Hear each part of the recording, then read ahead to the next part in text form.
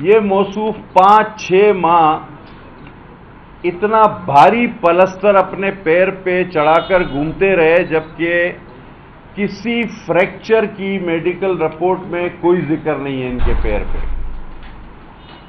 اب آپ مجھے یہ بات بتائیں کہ اگر چمڑی یا چلے زیادہ سے زیادہ گوشت میں کوئی چوٹ آ جائے تو اس پر کبھی کسی کو آپ نے پلستر کرتے ہوئے دیکھا ہے زندگی میں؟ اور وہ بھی ایسا پلستر جو 5-6 ماہ نہ اترے۔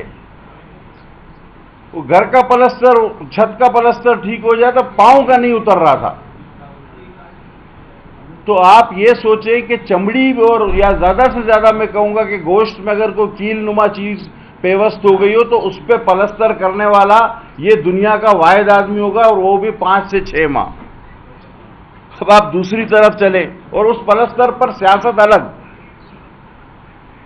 اب اس میں دوسری ایک بات کہ ان جناب کا یورین سیمپل بھی لیا گیا۔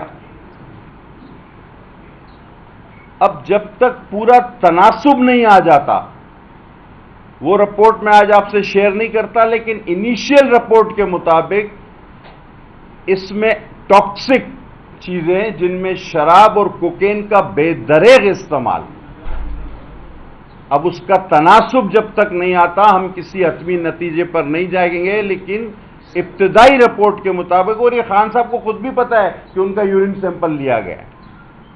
اب پلستر کی بات میں نے کر دی، ٹاکسک رپورٹ کی بات میں نے کر دی۔ تیسری ایک اہم بات جو میں آپ سے شیئر بھی کروں گا کہ ان کی دماغی حالت کے بارے میں لکھا گیا ہے کہ the mental stability questionable, there were some appropriate gesture. اب یہ آپ کا وزیر اعظم تھا جس کے بارے میں 5 سینئر ڈاکٹرز کا پینل لکھ رہا ہے کہ the mental stability is questionable, there was some appropriate gesture, یعنی اس کی دماغی حالت ہی ٹھیک نہیں ہے ان ساری چیزوں سے ہٹ کے۔ یہ کوکین ایک طرف رکھیں، شراب ایک طرف رکھیں، فریکچر کا ڈرامہ دھوکہ ایک طرف رکھیں، لیکن یہ میڈیکل رپورٹ کہہ رہی ہے کہ جب اس کو ہم نے بہت دیر تک معائنہ کیا، اس سے بات چیت کی، تو اس کی حرکات و سکنات وہ کسی فٹ آدمی کی نہیں ہے، دماغی طور پہ درست آدمی کی نہیں ہے، کوسچنیبل ہے، سوالیہ نشان لگتا ہے اس پہ۔ اور کچھ حرکات ایسی تھیں اپروپریٹ جیسچر جو کہ عام انسان جس کا دماغ ٹھیک ہو وہ یہ حرکات نہیں کر سکتا۔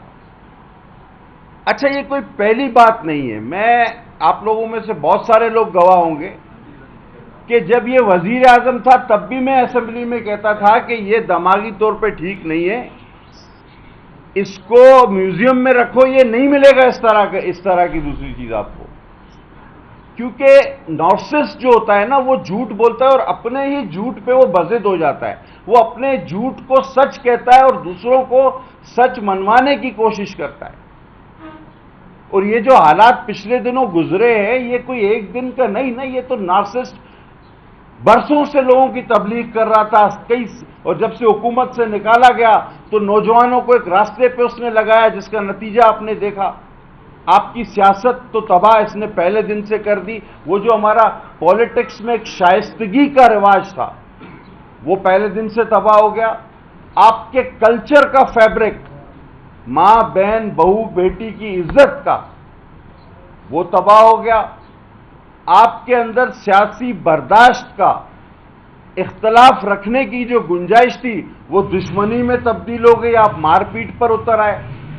تو معاشرے کا کون سا فیبرک تھا جو اس شخص نے، اور میں تو کلٹ کہوں گا، ناٹ دا پارٹی، ٹولہ، کلٹ، جس نے کون سا فیبرک آپ کا معاشرے کا بچا کے چھوڑا یا جس کو اس نے تباہ نہ کیا ہو۔ میں نے کہ دیکھیں آپ سب کو پکڑ رہے ہیں، سب کی رپورٹس بنا رہے ہیں، اگر آپ جب پکڑے جائیں گے ریکارڈ پر ہے، آپ جا کر دیکھیں تو آپ کی صرف رپورٹس نہیں بنیں گی، آپ کی میڈیکل رپورٹس بھی بنیں گی، اور اللہ نے مجھے سرخرو کیا۔ یہ میں نے خود نہیں کیا، اللہ نے مجھے سرخرو کیا کہ آج آپ کی میڈیکل رپورٹس، آپ نے محترمہ فریال صاحبہ کو، جن کو ڈاکٹروں نے انفٹ قرار دیا تھا، عید کی رات کو 12 بجے اسپتال سے جیل شفٹ کرایا. آپ نے ضعیف العمر اور پاکستان کے عظیم ترین لیڈر آصف علی زرداری کو عدالت میں گرفتار کروایا. آج آپ کو اللہ نے یہ دکھایا ہے کہ آج آپ کی میڈیکل رپورٹ چیخ کر کہہ رہی ہے کہ this person is not mentally stable, دوسری چیزوں کے ساتھ ساتھ. تو یہ وہ ڈاکومنٹ ہے، یہ وہ چیزیں ہیں. اب ریمانڈ کے دوران آپ کو ضمانت ملے یا آپ کو حکم عدالت کی طرف سے ایسا انصاف مل جائے کہ پچھلے اگلے سارے گناہ آپ کے معاف ہو جائیں، لیکن بہرحال جو چیز ریکارڈ پر موجود ہے وہ ہے. میں صرف یہ کہنا چاہتا ہوں کہ کیا اسی شخص کو صادق اور امین قرار دیا تھا ہمارے ڈیم والے جج نے؟ میں بڑا گناہگار آدمی ہوں، اللہ سے معافی کی امید بھی رکھتا ہوں. بہت سارے لوگ آپ میں سے جانتے ہوں گے کہ میرا بھی فارم سیشن کورٹ سے ریجیکٹ ہو گیا تھا، تو میں نے ہائی کورٹ سے رجوع کیا. سیشن کورٹ نے لکھا تھا کہ آپ نے فارم میں جو ہے وہ غلط بات لکھی ہے، یعنی کہ آپ صادق اور امین نہیں رہے. ہائی کورٹ نے میرے حق میں فیصلہ دے دیا. تو اب میں کیا صادق اور امین ہو گیا اس کی طرح؟ نعوذ باللہ، کام میرے آقا کی ذات میں ان کے پیر کے خاک کے دھول کے برابر نہیں. اور اللہ ہمیں ایسے بول نہ بلوائے جس طرح کی یہ باتیں کرتا ہے اور اندر سے یہ نکلتا ہے رپورٹوں سے